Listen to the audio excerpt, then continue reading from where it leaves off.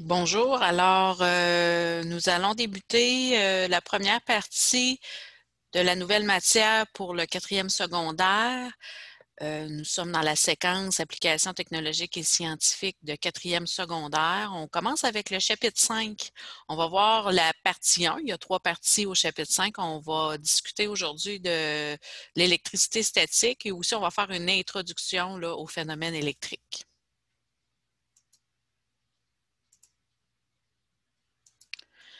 On fait un rappel avant de commencer. Première des choses, il faut se souvenir que la matière est constituée d'atomes. Tous les atomes que je connais sont listés dans le tableau périodique des éléments. Ça, on en a parlé lors de l'introduction la semaine dernière. L'atome, il prend quelle forme? Ben, c'est un noyau, comme on voit ici là, en rouge et en vert. Et le noyau est constitué de protons. Protons, ça, c'est des particules du noyau qui ont une charge qui est positive. Donc, il y a des petits plus à l'intérieur. Constitués aussi de neutrons. Eux n'ont pas de charge. Donc, c'est pour ça que les billes vertes ici n'ont pas rien d'indiqué à l'intérieur, c'est qu'elles n'ont pas de charge, elles sont neutres. Et autour de ce noyau-là vont graviter des électrons.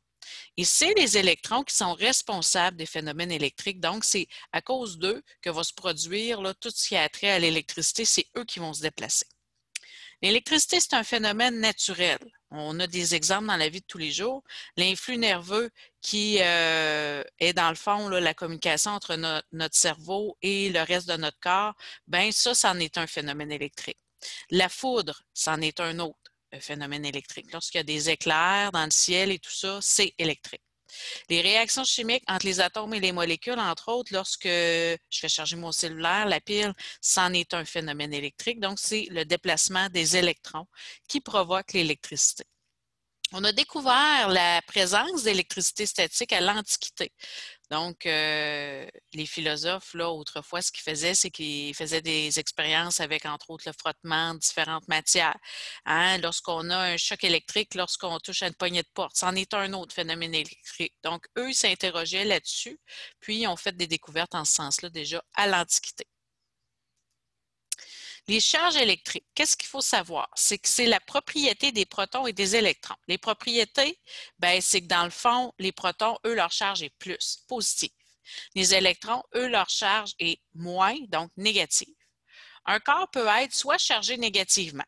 Ça, c'est lorsqu'il y a plus d'électrons que de protons. Donc, on voit ici, là, j'ai moins, moins, moins, moins, moins avec un plus. Son bilan, ben, ça serait qu'il serait négatif parce qu'il y a plus de moins que de plus. Le corps peut être aussi chargé positivement. Donc, ça, c'est lorsqu'il y a présence de plus de protons que d'électrons. Donc, ici, on voit le bilan, là, qui est entre parenthèses, plus, plus, plus, plus, plus, plus, moins. Donc, il va être chargé positivement. Mesure de la charge électrique, on est capable d'évaluer cette charge électrique-là de façon mathématique. Pour ce faire, on va utiliser l'unité de mesure du coulomb. Donc, ça va être la variable Q minuscule. Donc, la variable Q minuscule, en mathématiques, lorsque je vais avoir une formule, je vais l'utiliser. La façon mathématique d'utiliser la formule et la variable, ça va être l'objet d'une autre capsule qui va venir un petit peu plus tard. Mais pour aujourd'hui, ce qu'il faut savoir, c'est qu'un électron ou un proton, ils ont la même quantité de charge et ça correspond à 1,602 fois 10 exposant moins 19 coulombs. Et ça, on appelle ça la charge élémentaire. Un coulomb correspond à 6,25 fois 10 exposant 18 électrons ou protons. Et ça, ces équivalences-là vont me servir à faire des calculs. Puis, comme je vous dis, ça va faire l'objet d'une autre capsule. Je vais vous faire une démonstration là-dessus. Les forces d'attraction et de répulsion électrique. La plupart des objets sont neutres électriquement. Qu'est-ce que ça veut dire? C'est que le nombre de protons et d'électrons sont égaux à l'intérieur. Si, par exemple, j'ai des objets qui sont tendance à être positifs ou négatifs, ça va être les deux principes qui vont s'appliquer. Si c'est le même signe, ça va se repousser. Donc, un plus avec un plus, ça se repousse. Si c'est négatif avec négatif, ça se repousse aussi. Les signes opposés, eux, vont s'attirer. Donc, le plus avec le moins ou le moins avec le plus, eux, vont s'attirer. Donc, même signe se repousse, signes opposés vont s'attirer. Autre détail généraux sur l'électricité, la force qui permet l'attraction ou la répulsion, lorsqu'on dit deux plus vont se repousser, on appelle ça la force électrique, ce phénomène-là. Il faut aussi savoir qu'il y a une loi de la conservation, hein, un peu comme on disait au niveau de la matière, il y en a se perd, il y en a se crée. C'est la même chose au niveau des électrons et de protons. On ne peut pas les détruire. On peut les transférer d'un corps à l'autre, mais ce n'est pas les protons là, qui se transfèrent. Il faut faire attention, c'est uniquement les électrons. Donc, le noyau lui reste le même, ça va être les électrons qui vont être transférés d'un corps à l'autre. Ici, on a le tableau sur les conducteurs et les isolants. On peut avoir trois types de matière là, au niveau là, de la classification conducteur-isolant. Le premier, c'est le conducteur. Qu'est-ce que c'est le conducteur? C'est une substance qui permet aux charges de circuler librement. Les électrons vont circuler rapidement de façon à s'éloigner le plus possible des autres. Et ça va être nos métaux. Ça peut être aussi des solutions électrolytiques. Ça veut dire dans le fond de l'eau dans lequel il y a des métaux ou, mettons, du sel qui sont dissous à l'intérieur. Et ça permet à l'électricité, aux électrons de passer le conducteur. L'autre type de matière, c'est ça, les isolants. Donc, ça, c'est une substance qui ne permet pas aux charges de circuler librement. Les charges vont toujours être au même endroit. Donc, les électrons ne peuvent pas passer. Ça serait quoi des exemples d'isolants? Bien, ça serait les non-métaux, le bois, le plastique, le verre, le papier, la céramique, le caoutchouc. L'air aussi est un isolant. Ça peut être aussi la soie. Ça, on parle du tissu. Autre type de matière, ce sont les semi-conducteurs. Eux autres, ils ont une conductibilité qui est variable. Et ça va dépendre de différents facteurs. Ça peut être la température, ça peut être leur état aussi. Et là, eux, dans le tableau périodique, sont situés de part et d'autre de l'escalier. Donc, eux autres, ça peut être carbone, il y a différents métalloïdes. Eux autres, ils ont des propriétés à la fois des conducteurs, à la fois des isolants. Le champ électrique. Ça, dans le fond, ça désigne la force électrique qui peut agir sans qu'il y ait contact entre les objets chargés. Le champ électrique est un espace dans lequel la force électrique d'un corps chargé peut agir sur un autre corps chargé. Ici, j'ai mis une image de pylône. Autour de ces fils-là, il faut savoir que même si l'électricité circule à l'intérieur du fil conducteur, ben, il y a un arc dans lequel l'électricité peut être présente. Hein? Si j'approche trop du fil électrique, ben, pour une raison de force électrique et de champ électrique, ben, je pourrais avoir une électrocution. Donc, ici, on voit de la façon dont c'est expliqué mathématiquement. Ça veut dire que même si je n'ai pas de contact direct avec le fil conducteur, étant donné que la force électrique, elle se propage sous forme d'un champ, donc un arc de cercle autour du fil, bien, ça pourrait constituer un danger là, si j'approche dans la zone du champ électrique. L'électricité statique. Qu'est-ce que c'est? Bien, c'est les phénomènes qui sont liés aux charges électriques au repos. Les objets électrisés ne vont pas le rester. Les charges vont se combiner aux molécules d'eau contenues dans l'air ambiant. Exemple, si je prends une balloune, je la frotte dans mes cheveux, je vais la coller après le mur, ben oui, elle risque d'être là un certain temps, mais ça va finir tout naturellement par tomber vers le sol. Pourquoi? Parce qu'il y a l'humidité ambiante qui va aller désactiver, un peu neutraliser ces charges-là.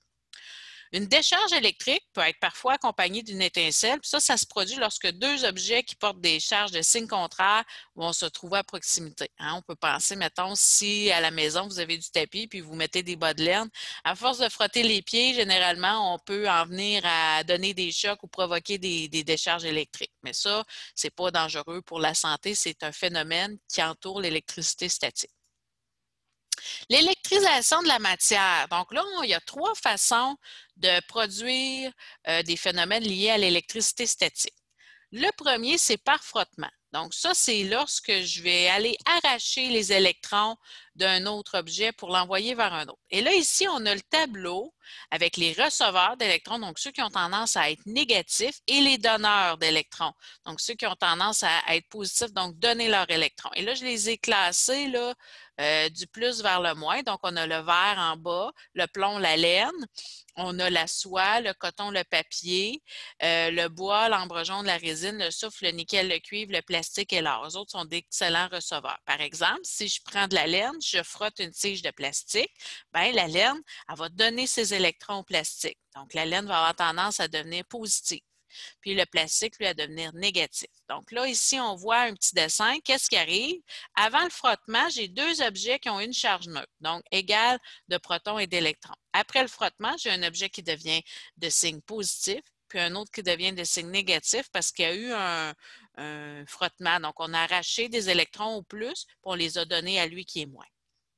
Par conduction, ça, c'est la deuxième façon d'électriser la matière. Donc, ça va être un objet qui est déjà électrisé puis qui va partager les charges. Et là, on va utiliser l'électroscope. J'ai une diapo là-dessus tout à l'heure. Donc, ici, on voit un objet qui est chargé positivement. Donc là, il va aller toucher un objet neutre. Et là, qu'est-ce qui va arriver? C'est qu'ils vont partager les charges. Et la troisième façon d'électriser la matière, c'est par induction. Donc, qu'est-ce qui va arriver? Je vais approcher, sans qu'il y ait contact, un objet qui est électrisé d'un objet qui est neutre. Et là, les charges de signe opposé vont s'accumuler du second côté de l'objet qui fait face à l'objet chargé.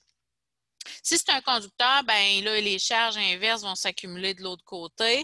Puis là, ça peut se transmettre à un troisième objet. Ça, c'est dans le cas que j'aurais un conducteur. Si c'est un isolant, ben aussitôt qu'on s'éloigne de l'objet chargé, ben ça arrête. Et là, on voit ici, j'ai un objet qui est chargé positivement. Je l'approche de l'objet neutre.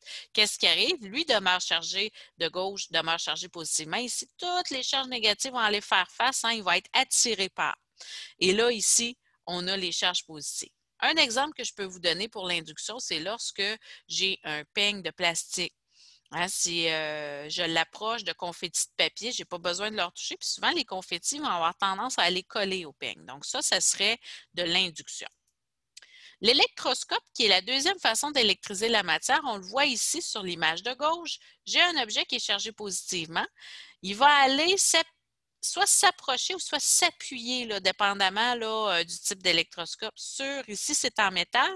Puis, j'ai deux petites lamelles de métal qui est à l'intérieur de la vitre. Et là, on voit qu'il y a un partage des charges parce qu'on voit ici là, sur l'image de droite ou le peigne, ben, ils vont se repousser. Donc, ici, mettons que j'ai des charges plus, ça descend à l'intérieur de l'électroscope qui est ici là, dans un airline meilleur. Puis là, ben, les lamelles vont être repoussées l'une par rapport à l'autre. Donc ça se termine pour ce que je voulais vous expliquer cette semaine sur l'électricité statique. Il va y avoir des activités à compléter dans le phénomène. Vous suivez le plan de travail.